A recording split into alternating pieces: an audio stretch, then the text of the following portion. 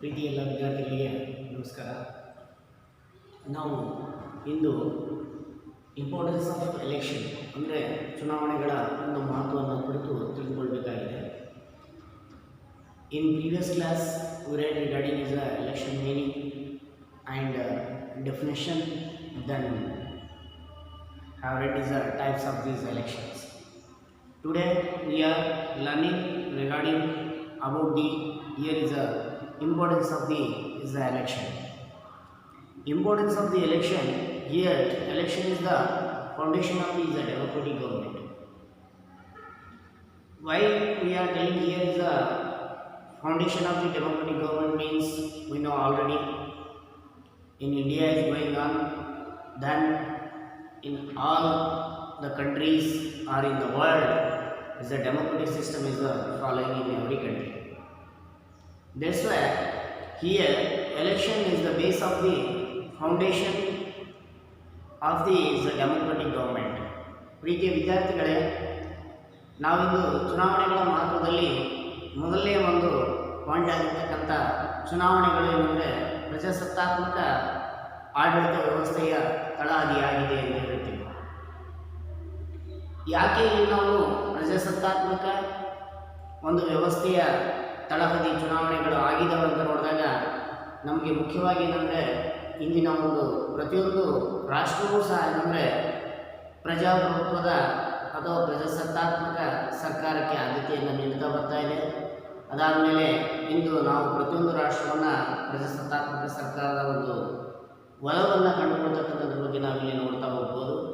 ಅದಾದಮೇಲೆ ಪ್ರತಿಯೊಂದು ರಾಷ್ಟ್ರವೂ ಸಹ ಪ್ರಜಾಸತ್ತಾತ್ಮಕ ಕೇಂದ್ರೀಕರಣದ ಒಂದು ಆಧಾರವಾಗಿದೆ ಅಂತ ಕೂಡ ನಾವಿಲ್ಲಿ ಹೇಳ್ತಾ ಹೋಗ್ಬೋದು. ಅದಾದಮೇಲೆ ಎರಡನೇದೇನು ಹೇಳುತ್ತೆ ಅಂದರೆ ಇಲ್ಲಿ is the second one point, it is the key component to provide justice and freedom to all without any discrimination. Because here key component to provide like to us is a justice, then is a freedom. We know already the justice means we will be giving opportunity to all in the social work or in political or in any attitudes morning to till evening our consisting is a life actual actions.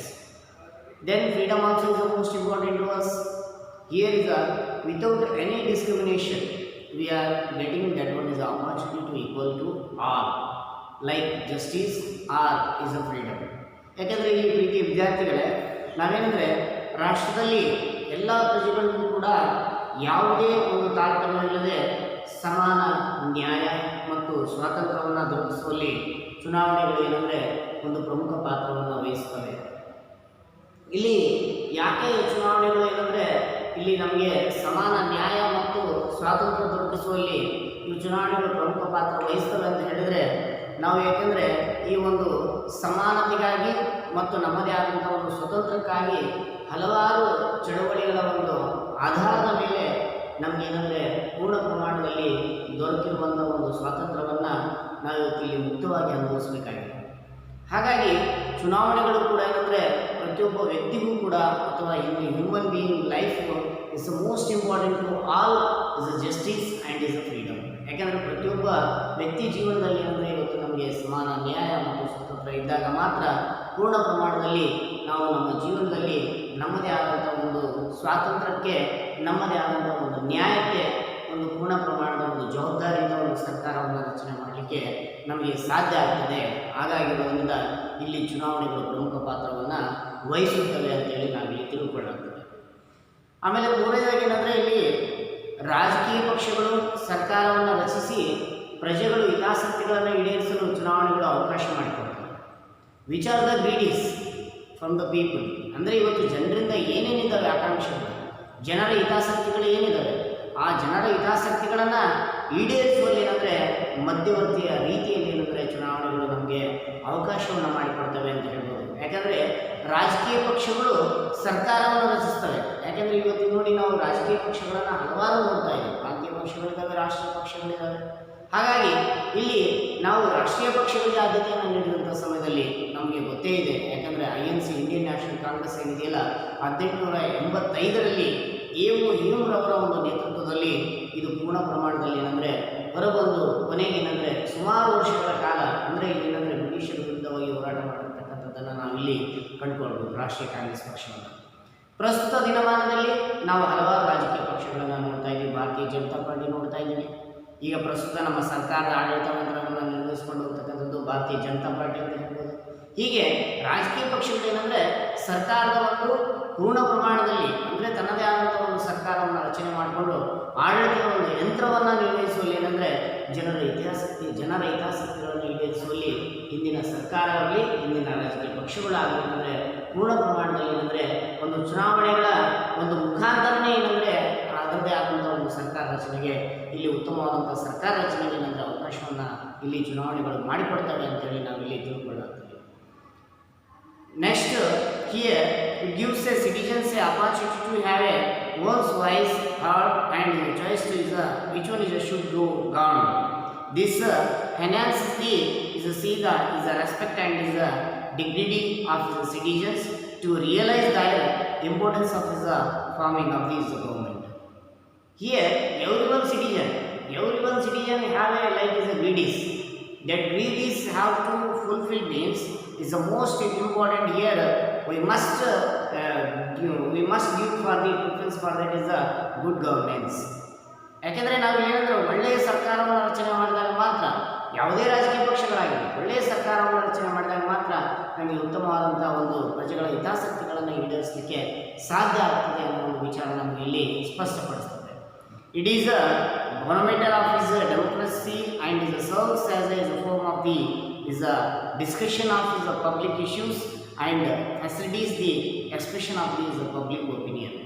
ಇಲ್ಲಿ ನಮ್ಗೆ ಏನು ಹೇಳುತ್ತೆ ಅಂದರೆ ಚುನಾವಣೆಗಳು ಪ್ರಜಾಪ್ರಭುತ್ವದ ಒಂದು ಅಳತೆಗೋಲಾಗಿವೆ. ಇವು ಸಾರ್ವಜನಿಕ ಹಿತಾಸಕ್ತಿಗಳ ಬಗ್ಗೆ ಚರ್ಚಿಸಲು ಮತ್ತು ಸಾರ್ವಜನಿಕ ಅಭಿಪ್ರಾಯವನ್ನು ರೂಪಿಸಲು ಏನಂದರೆ ಸಹಕಾರಿಯಾಗುತ್ತವೆ. ಇಲ್ಲೇನಂದರೆ it's most important is public opinions ಏನಿದೆ ಪಬ್ಲಿಕ್ ಇಸ್ ಒಪಿನಿಯನ್ಸ್. ಈ ಪಬ್ಲಿಕ್ ಒಪಿನಿಯನ್ಸ್ ಏನಂದರೆ ಸಾರ್ವಜನಿಕ ಹಿತಾಸಕ್ತಿಗಳನ್ನು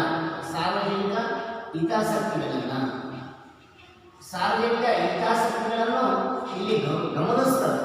ಸಾರ್ವಜನಿಕ ಹಿತಾಸಕ್ತಿಗಳು ಏನಿದ್ದಾವೆ ಅನ್ನೋದ್ರ ಬಗ್ಗೆ ಇವತ್ತು ಪ್ರಜಾಪ್ರಭುತ್ವದ ಒಂದು ಅಳತೆಗೋಲಾಗಿರ್ತಕ್ಕಂಥ ಒಂದು ಚುನಾವಣೆಗಳು ಏನಂದರೆ ಇವು ಸಾರ್ವಜನಿಕ ಹಿತಾಸಕ್ತಿಗಳ ಬಗ್ಗೆ ಚರ್ಚಿಸಲಿಕ್ಕೆ ಮತ್ತು ಅವರ ಅಭಿಪ್ರಾಯವನ್ನು ರೂಪಿಸಲಿಕ್ಕೆ ಸಹಕಾರಿಯಾಗ್ತದೆ.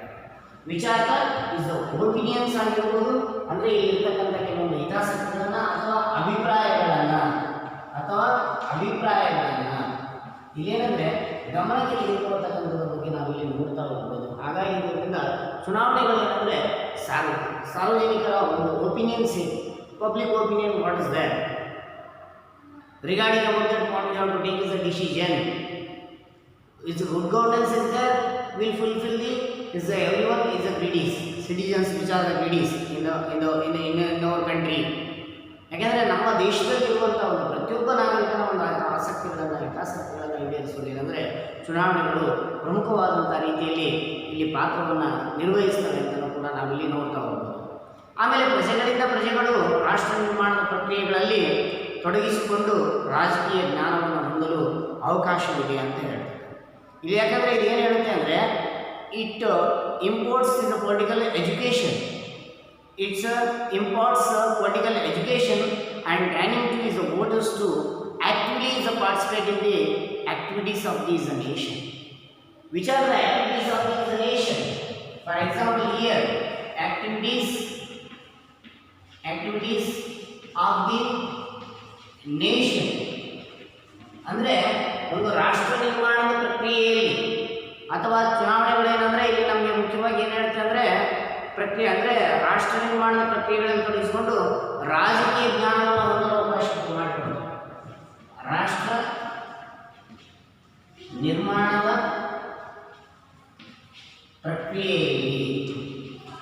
ಪ್ರಕ್ರಿಯೆಯಲ್ಲಿ ನಮಗೇನೆಂದರೆ ರಾಷ್ಟ್ರವನ್ನು ನಿರ್ಮಾಣ ಮಾಡುವಂಥ ಸಮಯದಲ್ಲಿ ನಮಗೆ ಮುಖ್ಯವಾಗಿ ಏನಂದರೆ while there is giving is a good nation. ಯಾಕಂದರೆ ನಾವು ಒಂದು ಒಳ್ಳೆಯ ಒಂದು ರಾಷ್ಟ್ರ ನಿರ್ಮಾಣ ಕಾರ್ಯಕ್ಕೆ ನಾವು ಆದ್ಯತೆಯನ್ನು ನೀಡುವಂಥ ಕೆಲಸ ಏನಂದರೆ ನಮಗೆ ಚುನಾವಣೆಗಳಿಂದ ತಿಳಿದುಬರುತ್ತೆ ಅಂತ ನಾವು ಹೇಳ್ತೀವಿ.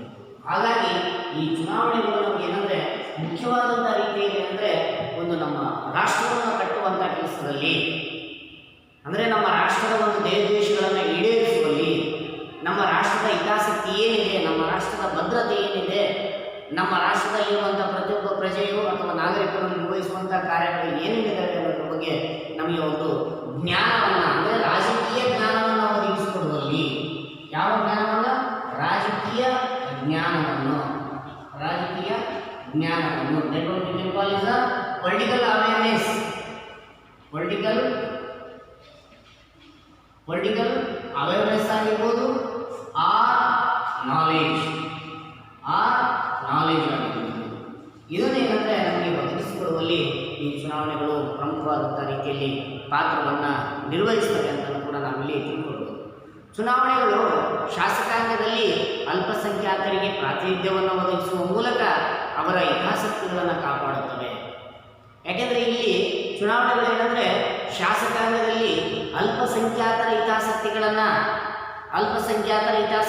ಅಂದರೆ election is reinforce the is establishing is a legitimacy of the is a political is a community by bringing together citizens of the nation and helps to is facilities socio-political is integration. ಅಂದರೆ ಏನಂದರೆ ನಮಗೆ ಪೂರ್ಣ ಪ್ರಮಾಣದಲ್ಲಿ ನಮಗೆ ಮುಖ್ಯವಾದಂಥ ರೀತಿಯಲ್ಲಿ ಏನಂದರೆ performance office of these conduct ಏನಿದೆ ಅನ್ನೋದ್ರ ಬಗ್ಗೆ ನಮಗೆ ಪೂರ್ಣ ಪ್ರಮಾಣದಲ್ಲಿ ಪ್ರಾತಿನಿಧ್ಯತೆಯನ್ನು ನೀಡುವುದರ ಜೊತೆಗೆ ನಮಗೆ ಚುನಾವಣೆಗಳು ಏನಂದರೆ ಒಟ್ಟಾರೆ ಅಲ್ಪಸಂಖ್ಯಾತರಿಗೆ ಪ್ರಾತಿನಿಧ್ಯನ ಒದಗಿಸುವುದರ ಮೂಲಕ ಅವರ ಹಿತಾಸಕ್ತಿಗಳನ್ನು ಕಾಪಾಡ್ತವೆ. ಅಂದರೆ ಇಲ್ಲಿ ನಮಗೆ ಶಾಸಕಾಂಗದಲ್ಲಿ ಅಂದರೆ on the base of the legislature ಅಂದರೆ ಇಲ್ಲಿ ನಮಗೆ ಈ ಒಂದು ಲೆಜಿಸ್ಲೇಚರ್ಗೆ ಅನುಗುಣವಾಗಿ ಅಥವಾ ಶಾಸಕಾಂಗದಲ್ಲಿ ಏನಂದರೆ ಪೂರ್ಣ ಪ್ರಮಾಣದಲ್ಲಿ ಅಲ್ಪಸಂಖ್ಯಾತರಿಗೆ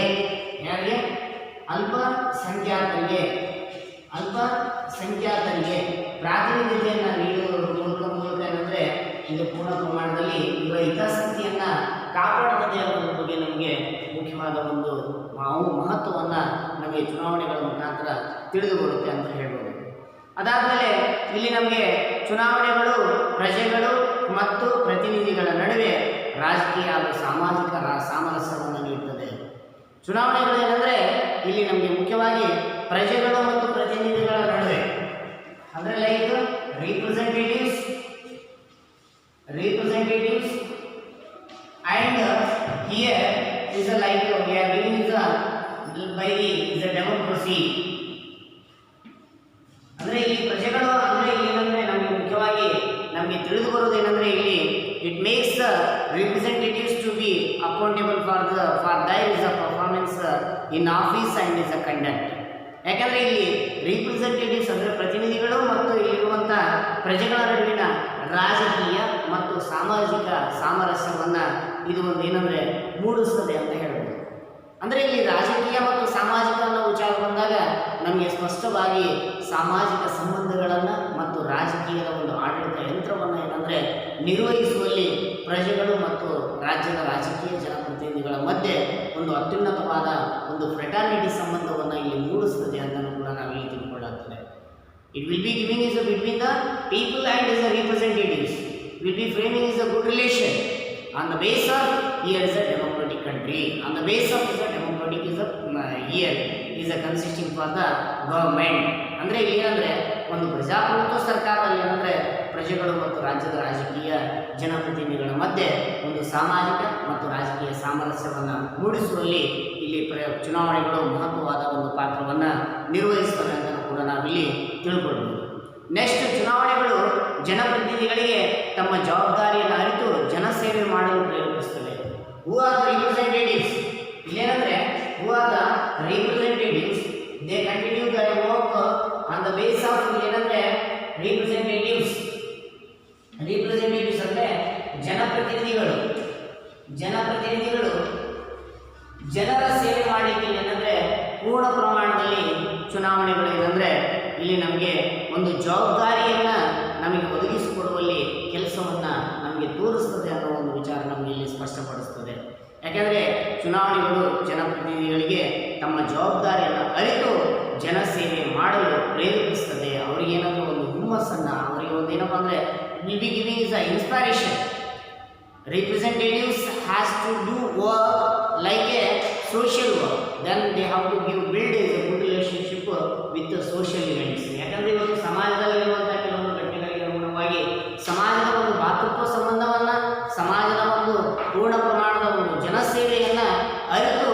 ನೈಜವಾದಂಥ ರೀತಿಯಲ್ಲಿ ಸೇವೆಯನ್ನು ಮಾಡಲಿಕ್ಕೆ ಇದು ಒಂದು ಜವಾಬ್ದಾರಿಯುತವಾದಂಥ ಒಂದು ಕೆಲಸವನ್ನು ನಮಗೆ ನಿರ್ವಹಿಸಲಿಕ್ಕೆ ಅವಕಾಶವನ್ನು ಮಾಡಿಕೊಡುವಂಥದ್ದು ಯಾವುದಂದರೆ ಚುನಾವಣೆ ಅಂತ ಕೂಡ ನಾವಿಲ್ಲಿ ತಿಳ್ಕೊಳ್ಳಾಗ್ತದೆ. ಕೊನೆಯದಾಗಿ ಪ್ರೀತಿಯ ವಿದ್ಯಾರ್ಥಿಗಳೇ, ಚುನಾವಣೆಗಳು ಪ್ರಜಾಸತ್ತಾತ್ಮಕ ಸರ್ಕಾರದ ಒಂದು ಮುಂದುವರಿಕೆಗೆ ಸಹಕಾರಿಯಾಗಿವೆ ಮತ್ತು ಇಲ್ಲಿ ಅಧಿಕಾರವು ಇಲ್ಲಿ ಯಾವುದೇ ಒಂದು ಪಕ್ಷದಿಂದ ಪಕ್ಷಕ್ಕೆ ಶಾಂತ ರೀತಿಯಲ್ಲಿ ಏನಂದರೆ ವರ್ಗಾವಣೆ ಆಗ್ತದೆ ಅಂತ ಹೇಳ್ಬೋದು. Between the political parties will be giving is a good preference for the is a peace and security. ಯಾಕಂದರೆ ಇಲ್ಲಿ ಶಾಂತಿ ಮತ್ತು ಭದ್ರತೆಗೆ ಆದ್ಯತೆಯನ್ನು ನೀಡುತ್ತದೆ. Then will be giving is a transformation with peaceful. ಯಾಕಂದರೆ ಇಲ್ಲಿ ಯಾವುದೇ ರೀತಿಯಿಂದ ಏನಂದರೆ ಸಂಘರ್ಷಗಳಿಗೆ ಅವಕಾಶ ಮಾಡಿಕೊಡದೆ ಶಾಂತ ರೀತಿಯಿಂದ ಏನಂದರೆ ಪಕ್ಷಗಳಿಂದ ಪಕ್ಷಗಳು ಏನಂದರೆ ಬದಲಾವಣೆಯನ್ನು ಹೊಂದುತ್ತಾ ಇಲ್ಲಿ ಏನಂದರೆ ಚುನಾವಣೆಗಳ ಮುಖಾಂತರ ಇಲ್ಲಿ ಏನಂದರೆ ಪಕ್ಷಗಳ ಆಯ್ಕೆಯಲ್ಲಿ ಅಥವಾ ಸರ್ಕಾರದ ಒಂದು ರಚನೆಯಲ್ಲಿ ಏನಂದರೆ ಒಂದು ಅತ್ಯುನ್ನತವಾದಂಥ ಒಂದು ಪ್ರಧಾನ ಪಾತ್ರವನ್ನು ಈ ನಿರ್ವಹಿಸುವಲ್ಲಿ ಚುನಾವಣೆಗಳು ತುಂಬ ಮಹತ್ವವಾದಂಥ ರೀತಿಯಲ್ಲಿ ಪಾತ್ರವನ್ನು ನಿರ್ವಹಿಸ್ತವೆ. ಹಾಗಾಗಿರೋದ್ರಿಂದ ಚುನಾವಣೆಗಳು ಒಂದು ಮಹತ್ವ ನಮಗೆ ಇಲ್ಲಿ ಸ್ಪಷ್ಟವಾಗಿ ಹೇಳ್ತಾ ಹೋಗ್ತದೆ. ಯಾಕಂದರೆ ಮೊದಲನೇದಾಗಿ ತಿಳ್ಕೊಂಡಿದ್ದೀವಿ, ಇಲ್ಲಿ ಪ್ರಜಾಸತ್ತಾತ್ಮಕ ಆಡಳಿತ ವ್ಯವಸ್ಥೆಯ ಒಂದು ತಳಹದಿ ಅಂತ ಹೇಳ್ತೀವಿ. ಅದಾದಮೇಲೆ ಇದು ಒಂದು ಸಮಾನ ನ್ಯಾಯ ಮತ್ತು ಸ್ವಾತಂತ್ರ್ಯಕ್ಕೆ ಆದ್ಯತೆಯನ್ನು ಒದಗಿಸಿಕೊಡ್ತದೆ ಅಂತ ಹೇಳ್ತೀವಿ. ಆಮೇಲೆ ಉತ್ತಮವಾದಂಥ ಒಂದು ಸರ್ಕಾರದ ರಚನೆಗೆ ಅವಕಾಶ ಮಾಡಿಕೊಡುತ್ತೆ ಅಂತ ಹೇಳ್ತೀವಿ. ಆಮೇಲೆ ಸಾರ್ವಜನಿಕರ ಕೆಲವೊಂದು ಹಿತಾಸಕ್ತಿಗಳನ್ನು ಈಡೇರಿಸುವಲ್ಲಿ ಸಾರ್ವಜನಿಕರ ಅಭಿಪ್ರಾಯಗಳನ್ನು ಒಮ್ಮತಕ್ಕೆ ತರುವಲ್ಲಿ ಏನಂದರೆ ಚುನಾವಣೆಗಳು ಮಹತ್ವವಾದ ಪಾತ್ರವನ್ನು ನಿರ್ವಹಿಸ್ತವೆ ಅಂತ ಕೂಡ ನಾವು ತಿಳ್ಕೊಂಡಿದ್ದೀವಿ.